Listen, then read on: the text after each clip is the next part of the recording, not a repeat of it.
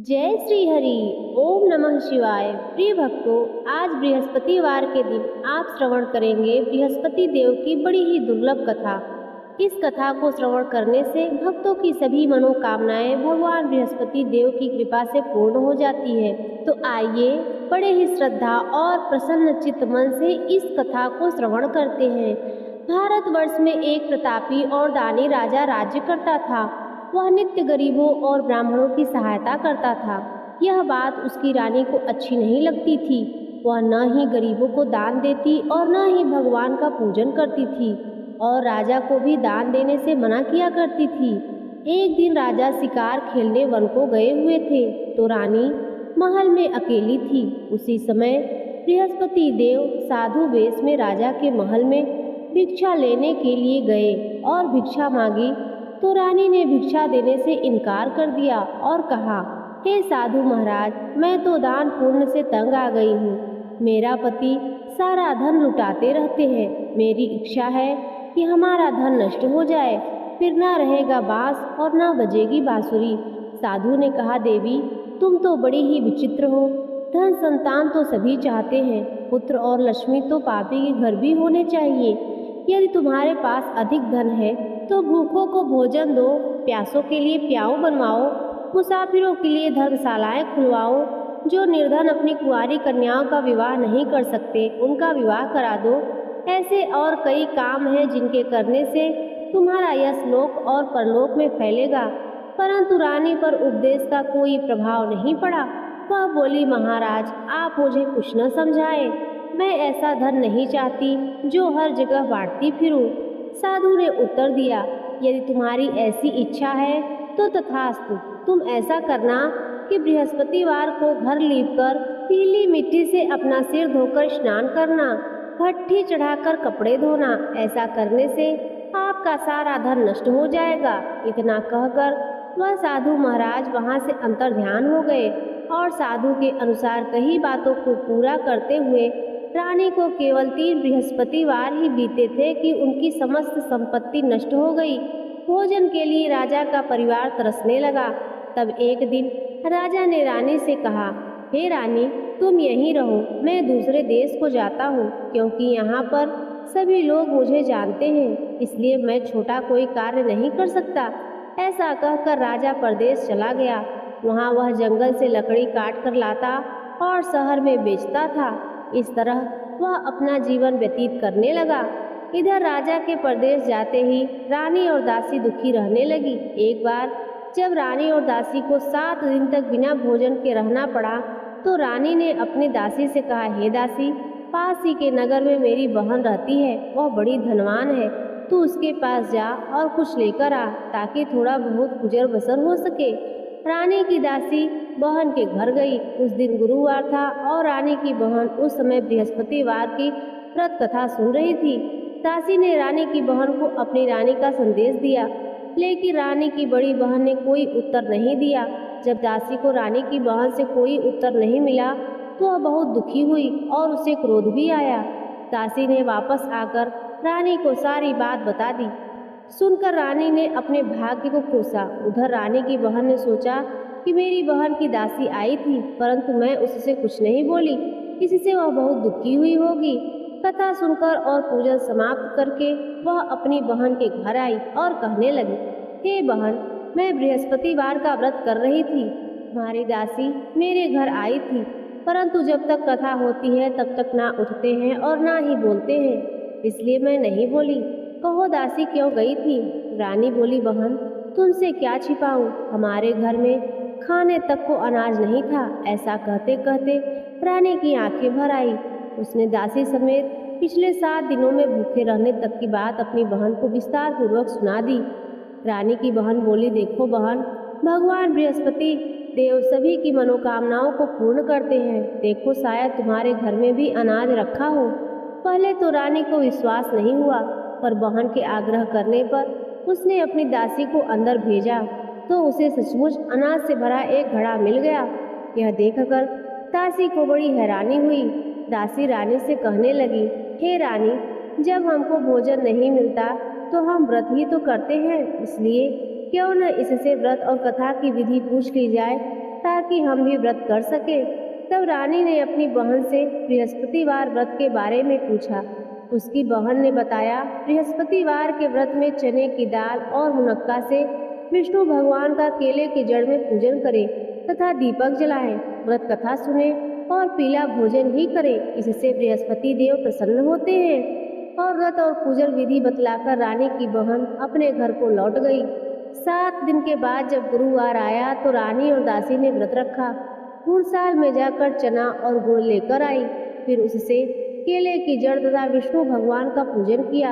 अब पीला भोजन कहाँ से आए? इस बात को लेकर दोनों बहुत दुखी थी, क्योंकि उन्होंने व्रत रखा था, इसलिए बृहस्पति देव उनसे प्रसन्न थे। इसलिए वे एक साधारण व्यक्ति का रूप धारण करके 2 थालों में सुंदर पीला भोजन दासी को दे गए। भोजन पाकर दासी बहुत प्रसन्न हुई और फिर रानी के साथ मिलकर भोजन ग्रहण किया। उसके बाद वे सभी गुरुवार को व्रत और पूजन करने लगी। बृहस्पति भगवान की कृपा से उनके पास फिर से धन संपत्ति आ गई, परंतु रानी फिर से पहले की तरह आलस्य करने लगी। तब दासी बोली, देखो रानी, तुम पहले भी इस प्रकार आलस्य करती थी। तुम्हें धन रखने में कष्ट होता था, इसी कारण सभी धन नष्ट हो गया, और अब जब भगवान बृहस्पति देव की कृपा से धन मिला है तो तुम्हें फिर से आलस्य होता है। रानी को समझाते हुए दासी कहती है, बड़ी मुसीबतों के बाद हमने यह धन पाया है, इसलिए हमें दान पुण्य करना चाहिए, भूखे मनुष्यों को भोजन कराना चाहिए और धन को शुभ कार्यों में खर्च करना चाहिए, जिससे तुम्हारे कुल का यश बढ़ेगा, स्वर्ग की प्राप्ति होगी और पितर प्रसन्न होंगे। दासी की बात मानकर रानी अपना धन शुभ कार्यों में खर्च करने लगी, जिससे पूरे नगर में उसका यश फैलने लगा। उधर एक दिन राजा दुखी होकर जंगल में एक पेड़ के नीचे आसन जमा कर बैठा हुआ था। वहीं अपनी दशा को याद करके व्याकुल होने लगा। बृहस्पतिवार का दिन था। एकाएक उसने देखा कि निर्जन वन में एक साधु प्रकट हुए हैं। वह साधु वेश में स्वयं बृहस्पति देवता थे। लकड़हारे के सामने आकर बोले, हे लकड़हारे, इस सुनसान जंगल में तू इतना चिंता मग्न क्यों बैठा है? लकड़हारे ने दोनों हाथ जोड़कर प्रणाम किया और उत्तर दिया, महात्मा जी, आप सब कुछ जानते हैं, मैं क्या कहूँ। यह कहकर रोने लगा और साधु को अपनी आत्मकथा सुनाई। महात्मा जी ने कहा, तुम्हारी स्त्री ने बृहस्पतिवार के दिन बृहस्पति भगवान का निरादर किया है, जिसके कारण रुष्ट होकर उन्होंने तुम्हारी यह दशा कर दी है। अब तुम चिंता मत करो, अब मेरे कहने पर चलो, तुम्हारे सब कष्ट दूर हो जाएंगे और भगवान पहले से भी अधिक संपत्ति देंगे। तुम बृहस्पतिवार के दिन कथा किया करो। 2 पैसे के चने मुनक्का लाकर उसका प्रसाद बनाओ और शुद्ध जल से लोटे में शक्कर मिलाकर अमृत तैयार करो।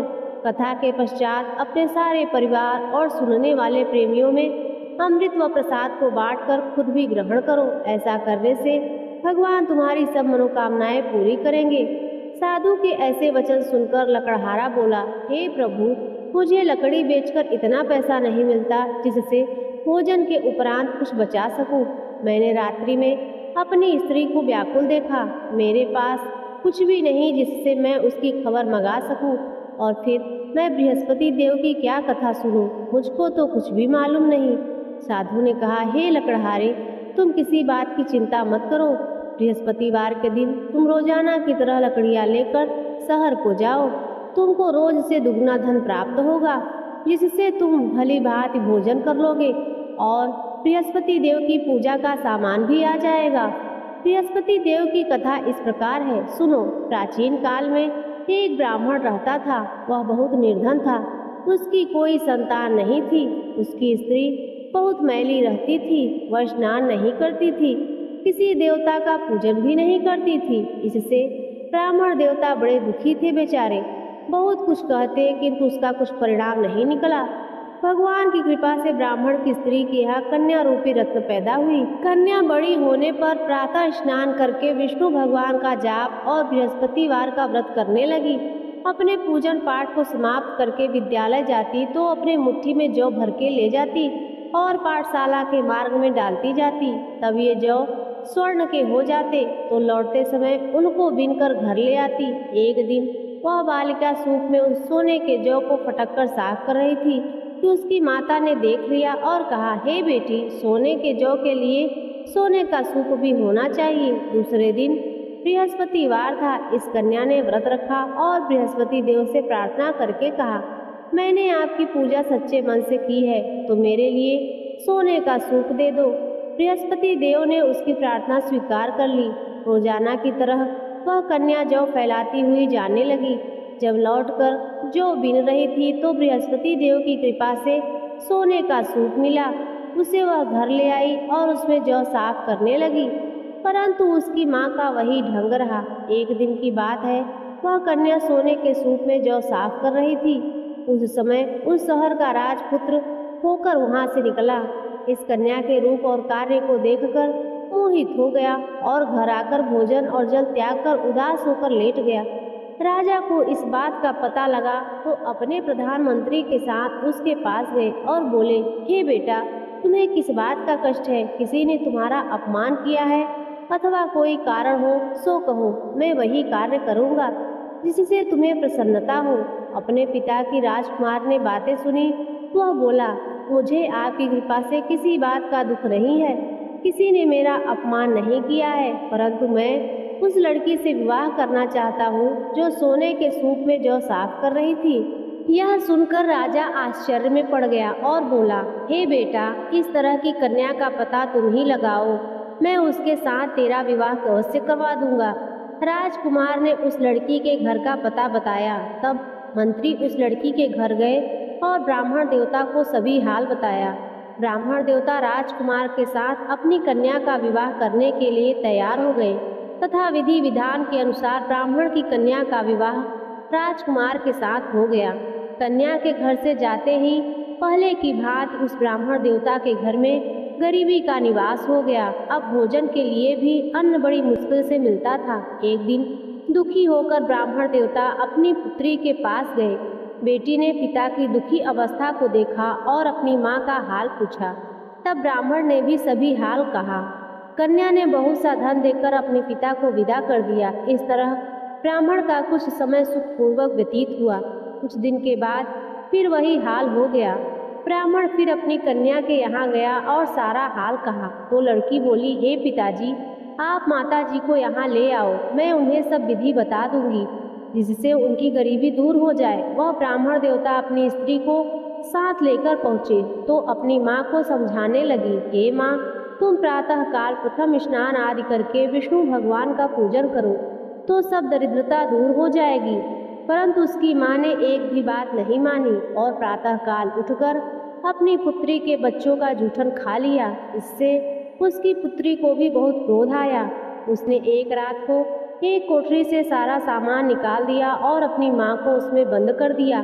प्रातः काल उसमें से उसे निकाला तो स्नान आदि करा के पूजा पाठ करवाया तो उसकी माँ की बुद्धि ठीक हो गई। इसके बाद वह नियम से पूजा पाठ करती और प्रत्येक बृहस्पतिवार को व्रत रखने लगी। इस व्रत के प्रभाव से उसके माता और पिता बहुत ही धनवान और पुत्रवान हो गए। बृहस्पति देवता के प्रभाव से इस लोक के सुख को भोग कर अंत में स्वर्ग को प्राप्त हुए। इस तरह कथा कहकर साधु देवता वहां से अंतर्ध्यान हो गए। धीरे धीरे समय व्यतीत होने पर फिर वही बृहस्पतिवार का दिन आया। लकड़हारा जंगल से लकड़ी काट कर किसी शहर में बेचने गया। उसे उस दिन से अधिक पैसा मिला। राजा ने चना गुड़ आदि लाकर गुरुवार का व्रत किया। उस दिन से उसके सभी क्लेश दूर हो गए। परंतु जब दोबारा गुरुवार का दिन आया तो वह बृहस्पतिवार का व्रत करना भूल गया। इस कारण बृहस्पति देव नाराज हो गए। उस दिन उस नगर के राजा ने विशाल यज्ञ का आयोजन किया था। तब शहर में यह घोषणा करा दी कि कोई भी मनुष्य अपने घर में भोजन न बनवाए, न आग जलाए। समस्त जनता मेरे यहाँ भोजन करने आए। इस आज्ञा को जो न मानेगा उसे फांसी की सजा दी जाएगी। इस तरह की घोषणा संपूर्ण नगर में करवा दी गई। राजा की आज्ञा के अनुसार शहर के सभी लोग भोजन करने गए, लेकिन लकड़हारा कुछ देर से पहुंचा, इसलिए राजा उसको अपने साथ घर ले गए और ले जाकर भोजन करा रहे थे तो रानी की दृष्टि उस खूंटी पर पड़ी जिस पर उसका हाथ लटका हुआ था। वह वहां दिखाई नहीं दिया। रानी ने निश्चय किया कि मेरा हार इस मनुष्य ने चुरा लिया है। उसी समय सिपाहियों को बुलाकर उसको कारागार में डलवा दिया। जब लकड़हारा कारागार में पड़ गया और बहुत दुखी होकर विचार करने लगा कि न जाने कौन से पूर्व जन्म के कर्म से मुझे यह दुख प्राप्त हुआ है, और उसी साधु को याद करने लगा जो कि जंगल में मिला था। उसी समय तत्काल बृहस्पति देव साधु के रूप में प्रकट हुए और उसकी दशा को देखकर कहने लगे, अरे मूर्ख, तूने बृहस्पति देव की कथा नहीं करी, इस कारण तुझे दुख प्राप्त हुआ है। अब चिंता मत कर, बृहस्पतिवार के दिन कारागार के दरवाजे पर 4 पैसे पड़े मिलेंगे, उनसे तू बृहस्पति देव की पूजा करना, तेरे सभी कष्ट दूर हो जाएंगे। बृहस्पतिवार के दिन उसे 4 पैसे पड़े मिले। लकड़हारे ने कथा कही। उसी रात्रि को बृहस्पति देव ने उस नगर के राजा को स्वप्न में कहा, हे राजा, तुमने जिस आदमी को कारागार में बंद कर दिया है वह निर्दोष है, वह राजा है, उसे छोड़ देना। रानी का हार उसी खूंटी पर लटका है, अगर तू ऐसा नहीं करेगा तो मैं तेरे राज्य को नष्ट कर दूंगा। इस तरह रात्रि के स्वप्न को देखकर राजा प्रातः काल उठा और खूंटी पर हार देखकर लकड़हारे को बुलाकर क्षमा मांगी और लकड़हारे को योग्य सुंदर वस्त्र आभूषण देकर विदा कर दिया।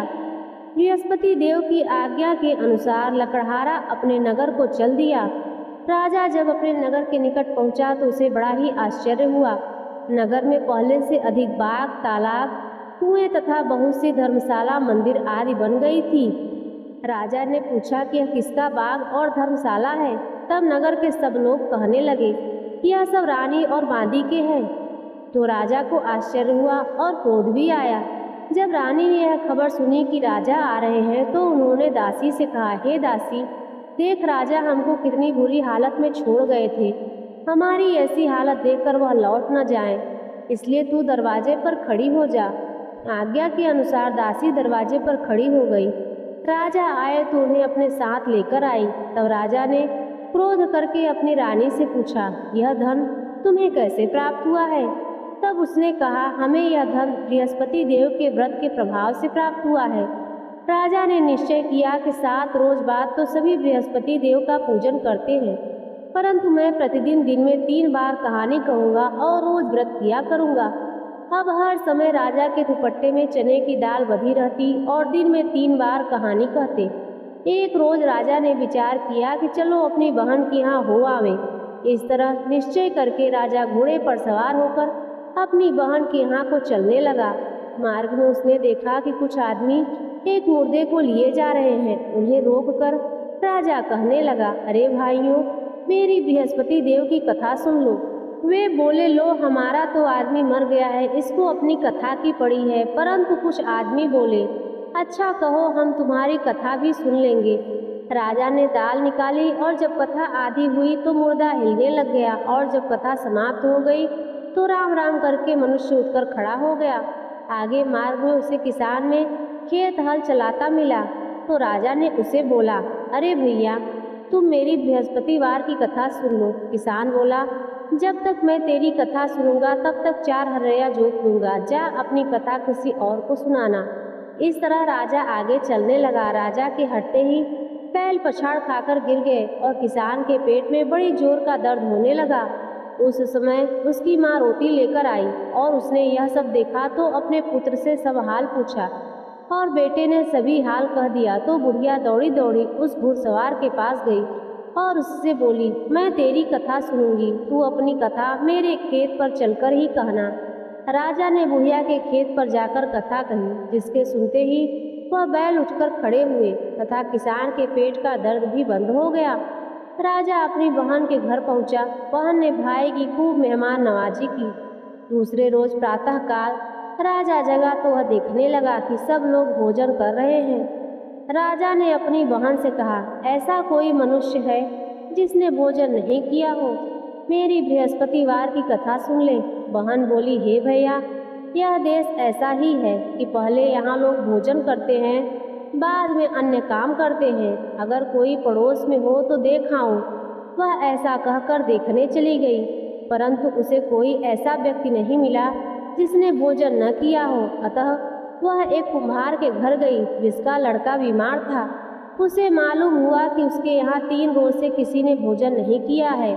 रानी ने अपने भाई की कथा सुनने के लिए कुम्हार से कहा। वह तैयार हो गया।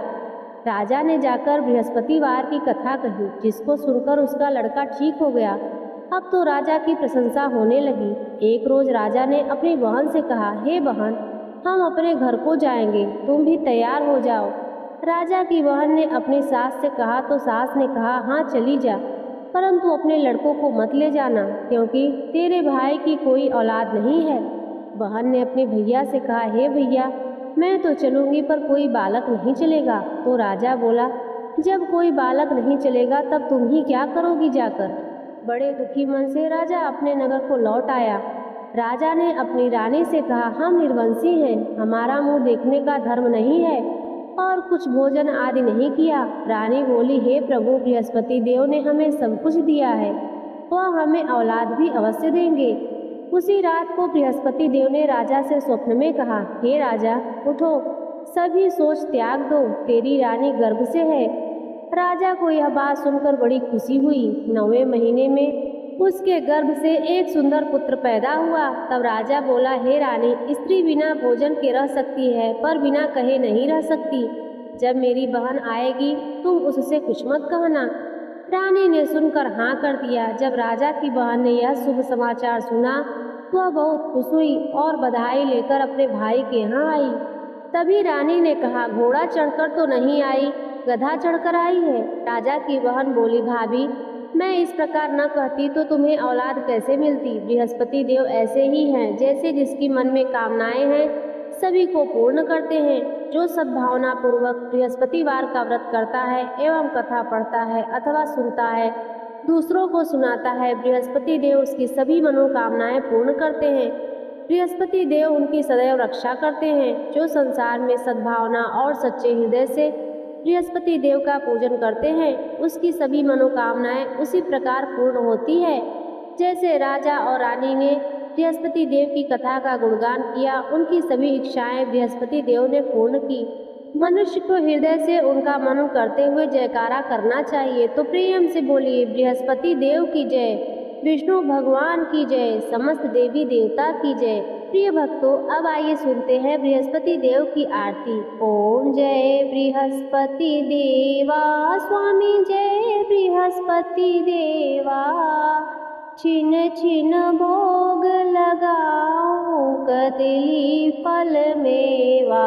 ओम जय बृहस्पति देवा, तुम पूर्ण परमात्मा, तुम अंतर्यामी, जगत पिता जगदीश्वर, तुम सबके स्वामी। ओम जय बृहस्पति देवा, चरणामृत निज निर्मल, सब पातक हरता, सकल मनोरथ दायक, कृपा करो भरता। ओम जय बृहस्पति देवा, तन मन धन अर्पण कर, जो जन शरण पड़े, प्रभु प्रगट तब हो कर, आकर द्वार खड़े। ओम जय बृहस्पति देवा, दीन दयाल दयानिधि, भक्तन हितकारी, पाप दोष सब हरता, भव बंधन हारी। ओम जय बृहस्पति देवा, सकल मनोरथ दायक, सब संशय तारो, विषय विकार मिटाओ, संतन सुखकारी। ओम जय बृहस्पति देवा, जो कोई आरती तेरी प्रेम सहित गावे, ज्येष्ठ निष्ठा आनंद बंदिशो निश्चय पावे। ओम जय बृहस्पति देवा, ओम जय बृहस्पति देवा, स्वामी जय बृहस्पति देवा, छिन छिन भोग लगाओ, कदली फल मेवा। ओम जय बृहस्पति देवा। तो प्रेम से बोलिए भक्तों, बृहस्पति देव की जय। प्रेम से बोलिए भगवान सत्यनारायण की जय। तो प्रेम से बोलिए भगवान श्री लक्ष्मी नारायण की जय। प्रिय भक्तों, आज की कथा आपको पसंद आई हो तो इस वीडियो को लाइक कर दीजिए। चैनल पर पहली बार आए हो तो सब्सक्राइब कर दीजिए और कमेंट पे जय श्री हरि विष्णु अवश्य लिखें।